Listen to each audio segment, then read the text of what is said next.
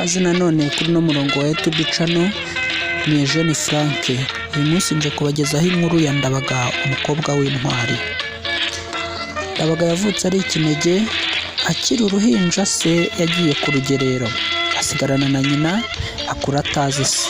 Akajya abaza nyina aho se yagiye, nawe akamusubiza ko yagiye ku rugerero, akagumayo bitewe n'uko nta muhungu yabyaye wo kumukura, akaba ari nta n'umuvandimwe agira wamusimbura.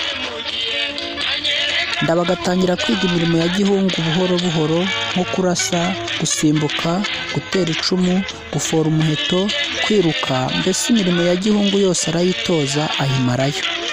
Nuko Ndabaga ajya no mu bacuzi kwisatuza amabere. Barangije